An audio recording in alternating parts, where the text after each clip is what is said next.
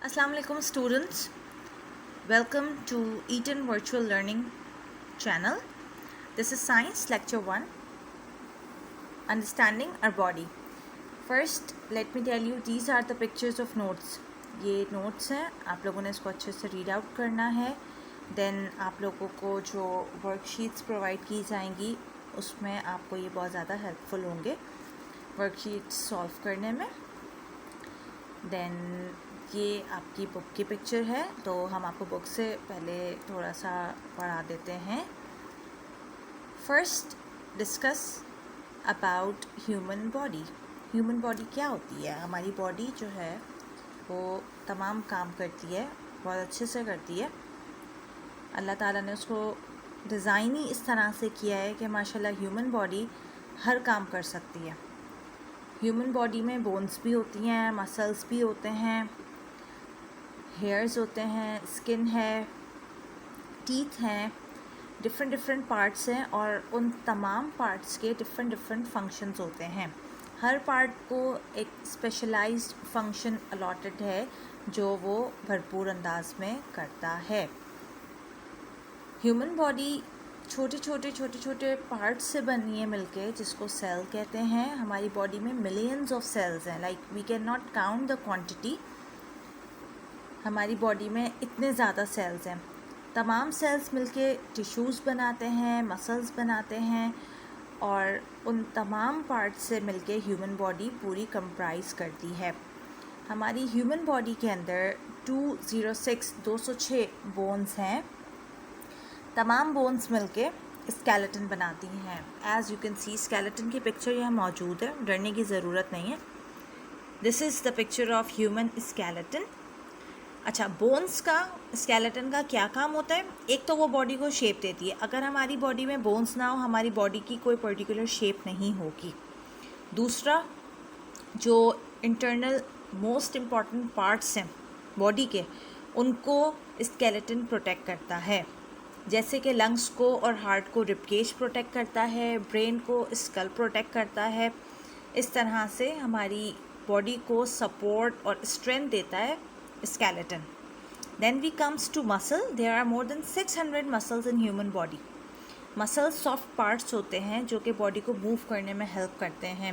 Food को digest करने में माउथ मसल्स हेल्प करते हैं. इसी तरह से मसल्स बने हुए होते हैं टिश्यूज़ से. टिश्यूज़ टफ होते हैं, that means they have really good strength and elasticity होती है इनमें. आराम से मूवेबल होते हैं. ये छोटे भी हो सकते हैं, बड़े भी हो सकते हैं. इसलिए मसल्स की इलास्टिसिटी की वजह से मसल्स बॉडी को मूव करने में हेल्प करते हैं. Then comes to lungs. Lungs वो इम्पॉर्टेंट ऑर्गन्स हैं जिनके थ्रू सांस लिया जाता है. ब्रीदिंग के मोस्ट इम्पॉर्टेंट पार्ट, जो ब्रीदिंग मैकेनिज़्म है ह्यूमन बॉडी का, वो लंग्स होते हैं. लंग्स अपने अंदर ऑक्सीजन टेक इन करते हैं एयर से. उसके बाद जब ब्रीथ आउट करते हैं तो कार्बन डाइऑक्साइड बाहर आती है थ्रू आवर नोज. जो ऑक्सीजन लंग्स हम ब्रीथ इन करते हैं वो देन पूरी हमारी ब्लड स्ट्रीम में शामिल हो जाती है. फिर उसके बाद क्या होता है कि हार्ट का ऑर्गन जो है, जो यहाँ पे लिखा हुआ है हार्ट, मेंशन है आपकी बुक के अंदर. Heart is an organ that always pumps.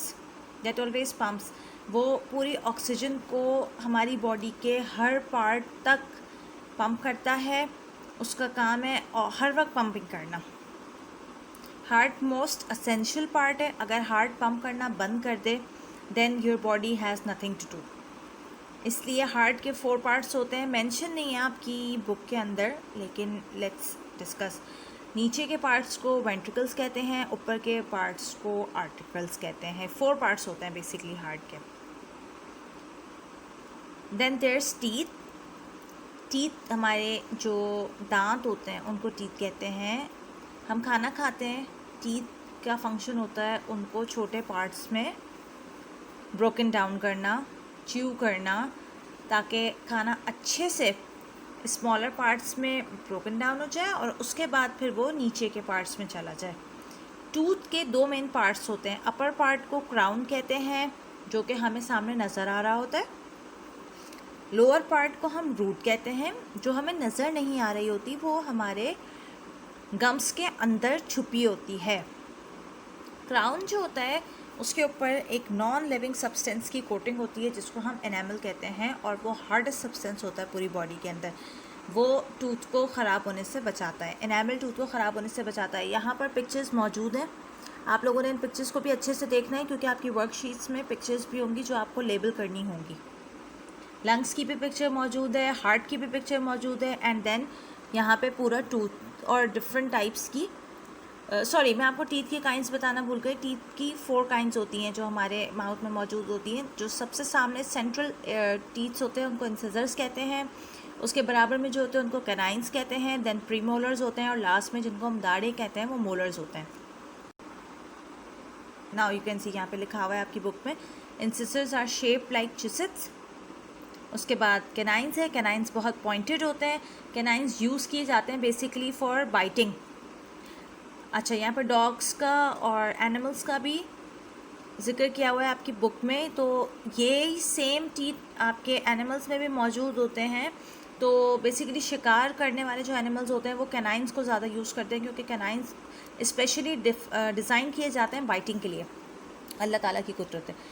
Then premolars और मोलर्स हैं, ये च्यू करने के लिए होते हैं, बहुत अच्छे से च्यू करने में काम आते हैं। Then there comes the topic of tooth decay and gum disease. Tooth decay is caused by plaque. Plaque क्या होता है?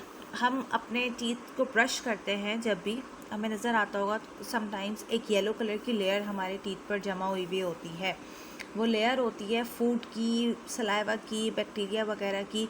इसीलिए हमें हर खाने के बाद टूथब्रश करना चाहिए क्योंकि वो जब लेयर दांतों पर जमा हो जाती है, वो एक येलो कलर की लेयर पूरे दांतों पर आ जाती है, तो वो फिर आपके दांत ख़राब करती है और उससे दांतों की गम्स की डिजीज़ पैदा हो जाती है। Okay, then there comes the topic of stomach. Stomach obviously हमारे पेट में मौजूद होता है। स्टमक के अंदर जितना भी डाइजेशन का प्रोसेस है वो टेक प्लेस करता है। डाइजेशन क्या होती है कि फूड को ब्रेकिंग डाउन करना, उसको एब्जॉर्ब करना, तमाम न्यूट्रिएंट्स को, उस पूरे प्रोसीजर को डाइजेशन कहते हैं। हमारी बॉडी, हम खाना खाते हैं, खाना किस लिए खाते हैं? क्योंकि खाना हमारी बॉडी के लिए फ्यूल होता है बेसिकली। तो हम खाना खाते हैं ताकि हमारे अंदर एनर्जी आए। हम फूड को पहले च्यू करते हैं बहुत अच्छे से, जब वो छोटे छोटे पार्ट्स में हो जाता है उसके बाद हम उसको सॉलो करते हैं। फूड फिर आता है हमारे स्टमक में, वहाँ पर एक एसिड मौजूद होता है, स्ट्रॉन्ग एसिड मौजूद होता है जो उसको तोड़ता है, जो उसको ब्रेक डाउन करता है। स्टमक में बहुत सारे मसल्स मौजूद होते हैं, बहुत सारे मसल्स मौजूद होते हैं, और स्टमक में कुछ ऐसे जूसेस मौजूद होते हैं जो फूड के साथ मिक्स होते हैं और उसके बाद डाइजेशन का प्रोसेस होता है। एसिड जो मौजूद होता है स्टमक में, वो फूड के अंदर मौजूद अगर कोई जर्म्स हैं तो उनको भी किल करता है। ठीक है, यहाँ पर आपकी पिक्चर भी मौजूद है जिसमें स्टमक नज़र आ रहा है और उसके बाद स्मॉल इंटेस्टीन नज़र आ रहा है। स्मॉल इंटेस्टीन क्या होता है? जब फूड स्टमक तक आ जाता है, तमाम ऑपरेशन स्टमक में हो जाते हैं फूड के, उसके बाद फूड पास होता है एक पाइप नुमा ऑर्गन के अंदर जिसको हम स्मॉल इंटेस्टीन कहते हैं।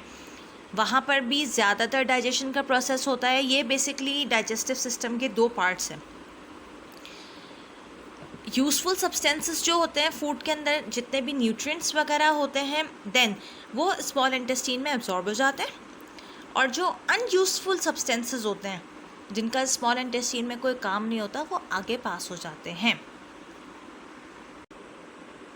ओके, ये तो हम सब ने सुना होगा, ईट हेल्दी लिव हेल्दी।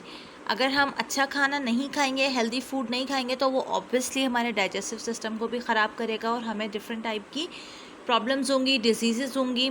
अगर हम ज़्यादा खाना खा लेते हैं तो वो एसिडिटी करेंगे क्योंकि वो फिर प्रॉपर्ली डाइजेस्ट नहीं हो पाता। तो ओवर ईटिंग बहुत ख़राब चीज़ होती है। हमें राइट क्वांटिटी और राइट क्वालिटी का फूड खाना चाहिए।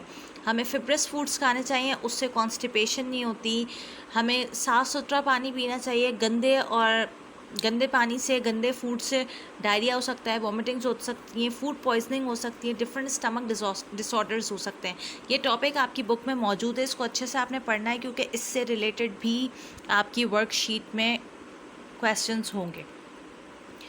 उसके बाद हम आ जाते हैं ब्रेन पे। ब्रेन ऑब्वियसली हमें पता है दिमाग से पूरी बॉडी कंट्रोल होती है, सबसे ज़्यादा इम्पॉर्टेंट पार्ट है, सबसे ज़्यादा इम्पॉर्टेंट पार्ट ह्यूमन बॉडी का। अच्छा, ब्रेन क्या करता है कि सेंड करता है और रिसीव करता है मैसेजेस। सेंड करता है लाइक अगर हमें कोई काम करना है, हमें खाना खाना है, तो ब्रेन हमारे स्टमक को, हमारे माउथ को मैसेज भेजेगा कि खाना खाना है। तो हमें ऑब्वियसली स्टमक में जब हमें भूख लगेगी तो हमें ये चीज़ फील होगी कि हमने खाना खाना है, तो हम खाना खाएंगे, तो ये मैसेज हमें ब्रेन देगा। इसी तरह से डिफरेंट ऑर्गन से भी ब्रेन को मैसेजेस रिसीव हो रहे होते हैं।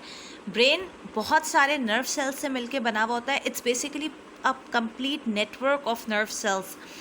नर्व्स हमारी पूरी बॉडी में मौजूद होती हैं और इन नर्व्स के थ्रू मैसेज कैरी आउट होता है।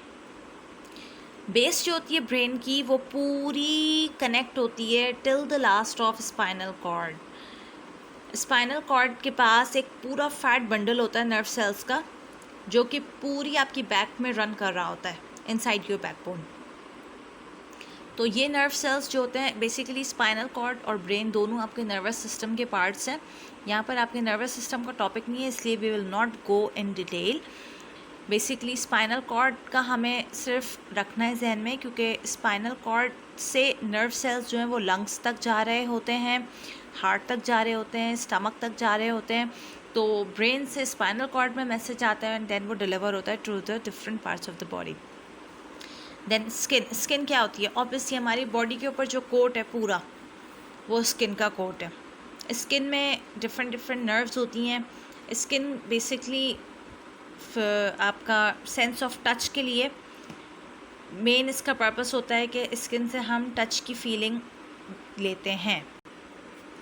स्किन के अंदर कुछ स्पेशलाइज्ड ऐसे नर्व सेल्स होते हैं जिनसे हमें पता चलता है, लाइक अगर हम किसी गर्म चीज़ को टच करेंगे तो ऑब्वियसली वो हमें हॉट फील होगी। वो हॉट क्यों फील होगी? क्योंकि अल्लाह ताला ने एक कुदरती टच की सेंसिटिविटी दी हुई है स्किन के अंदर, जिससे हमें पता चलता है कौन सी चीज़ गर्म है, कौन सी चीज़ ठंडी है। हम टेक्सचर्स फील कर सकते हैं बहुत अच्छे से। ये सारी क्वालिटी स्किन के अंदर होती है। Okay, so these are some last tips that are mentioned in your book. ये आप लोगों ने अच्छे से पढ़नी है। ये डायग्राम्स हैं। ओके, सो ये आपके नोट्स हैं, ये आपने अच्छे से रीड आउट करने। इसमें basically important points note down हुए हैं। ये आपको हेल्प डाउन भी करेंगे in solving your worksheets. Thank you so much for watching the video and thank you so much for your response at Eaton Virtual Learning.